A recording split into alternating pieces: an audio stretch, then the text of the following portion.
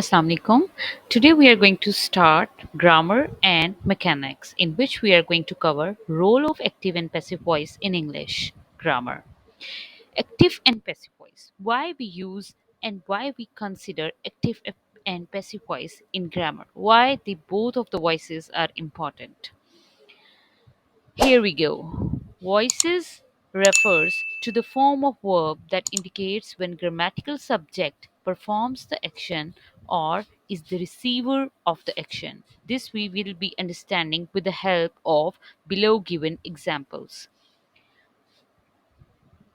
Whenever we consider any sentence and it is written in active voice, then the more emphasis is on the subject of that particular sentence. Secondly, in the passive form, in the passive voice, we emphasize more on the subject receiving the action, or in other words, object. Active और passive voice को आप इन rules को समझकर मज़ीद अच्छी understanding जो है वो ले सकते हैं. Rule number 1 is that you always change subject into object. Okay, and second rule is to bring few changes in the particular sentence which has been given to you. तो सबसे पहला चेंज हम क्या करते हैं, अगर आपको वर्ब की फर्स्ट फॉर्म और साथ डू और डज दिया गया है तो आपने अपने जो सेंटेंस है उसमें as is am are helping verbs को लेके आना है. सेकेंडली, अगर वर्ब की सेकंड फॉर्म है और डिड लिखा हुआ है तो आप वॉज एंड वर को लेके आएंगे. थर्ड वन इज जहाँ पे भी हैज़ हैव और हैड लिखा हुआ है you going to change it into has been, have been and had been. उसके बाद जहाँ पे भी विल लिखा हुआ है आप उसको विल बी में चेंज कर देंगे. जहाँ पे भी विल हैव लिखा हुआ है आप उसको विल हैव बीन में चेंज कर देंगे. और फिर उसके बाद जहाँ पे भी वर्ब के साथ, वर्ब की फर्स्ट फॉर्म के साथ आईएनजी आया हुआ है आप उसके साथ बीइंग का एडिशन कर देंगे. ठीक है, अब ये वो रूल्स हैं जिसको आप फिंगर टिप्स पे ले सकते हैं. I am repeating again.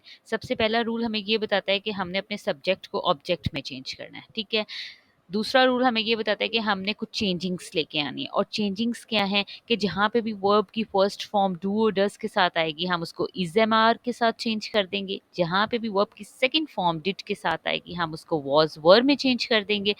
जहाँ पे भी सेंटेंस में एक्टिव वॉइस में हैज़ हैव हैड लिखा होगा पैसिव में हम उसको कन्वर्ट करते हुए हैज़ बीन, हैव बीन और हैड बीन कर देंगे. और जहाँ पे भी एक्टिव वॉइस में विल लिखा होगा हम उसको विल बी में चेंज कर देंगे. और जहाँ पे भी विल हैव लिखा होगा विल हैव बीन में चेंज कर देंगे. आईएनजी को हम बीन में चेंज कर देंगे. अब हम आगे देखते हैं. वर्ब की थर्ड फॉर्म जहाँ पे भी लिखेंगे हम उसके साथ हम एडिशन क्या कर देंगे, किसका, हम वहाँ पे बाय राइट कर देंगे. और ऑब्जेक्ट को हम सब्जेक्ट की जगह पे ले आएंगे. अच्छा, जहाँ पे भी इज एम आर लिखा होगा उस उधर आप कोई भी चेंज नहीं करेंगे. और जहाँ पे वॉज वर्ड लिखा होगा वहाँ पे भी कोई चेंज नहीं होगा.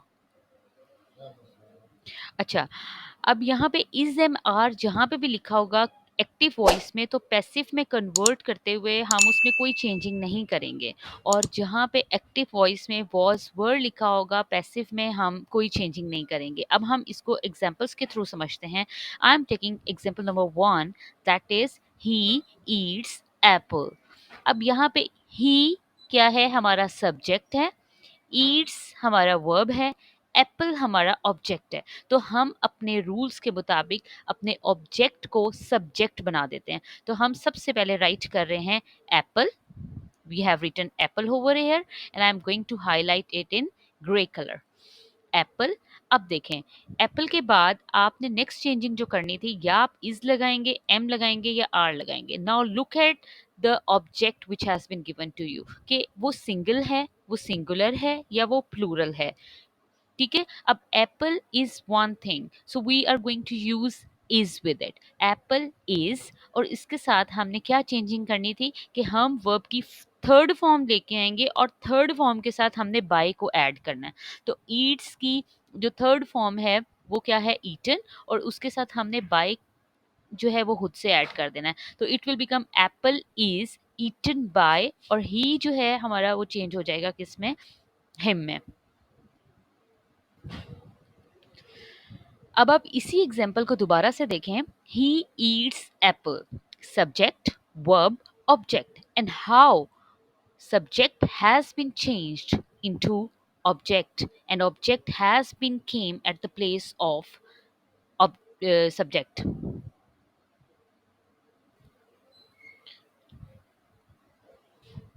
ओके, एग्जाम्पल नंबर 1 को एक दफा फिर से देखते हैं। ही ईट्स एप्पल, यहाँ पे हमारा object how it has came into the place of subject, जो कि एक्टिव में हमारा ही था।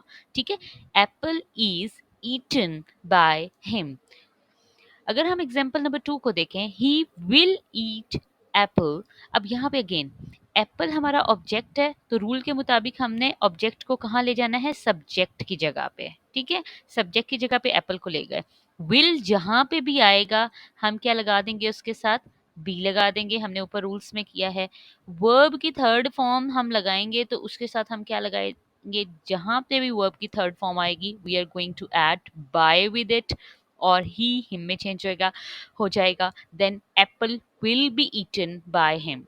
सो the whole sentence has been changed, the active sentence has been changed into the passive one by using the rules which I have shared with you.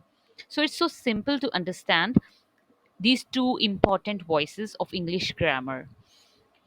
If we consider example number 3, she had eaten apple. अब rules में हमने क्या पढ़ा था कि हम अपने object को ले जाएंगे सब्जेक्ट की जगह पे। एप्पल इज हेयर, जहां पे भी हैड आएगा वो हैड बीन में चेंज हो जाएगा, we have changed it. Verb की थर्ड फॉर्म आएगी और वर्ब की थर्ड फॉर्म के साथ बाय आ जाएगा, और हमारा शी जो है pronoun it will be change into her. Apple had been eaten by her. Okay, let us move to the example number 4. Ali is eating apple. Here our object is apple. We are going to put it at the place of subject apple. Active में अगर is आ जाएगा तो हम passive में इसको change नहीं करेंगे, और जहां पे भी इज आएगा हम उसके साथ बीइंग, क्योंकि हमारे पास ईटिंग आ रहा है आईएनजी वर्ब की फर्स्ट फॉर्म और आईएनजी आ रहा है। ऊपर रूल में हमने ये किया था कि जहां पे भी वर्ब की फर्स्ट फॉर्म के साथ आईएनजी लिखा होगा हम वहां पे बीइंग जो है उसका एडिशन कर देंगे, we will be adding being in the passive voice, और आगे वर्ब की थर्ड फॉर्म के साथ हम बाय लगा देंगे। So apple is being eaten by Ali. Okay, if we move towards the fifth example, he will have eaten apple. Here our object is apple. We are putting apple at the place of our subject over here, apple. जहाँ पे भी will have आ जाएगा passive voice में ये change हो जाएगा will have been में, we have changed it, और verb की थर्ड फॉर्म के साथ हम by ऐड कर देंगे and our he pronoun will be changed into him. So our sentence will become apple will have been eaten by him. So these 5 active voice sentences and our conversion into passive voice sentences shows that the rules are applicable, और इन्हीं rules के को use करके you can easily convert your active voice sentences into passive voice. Thank you.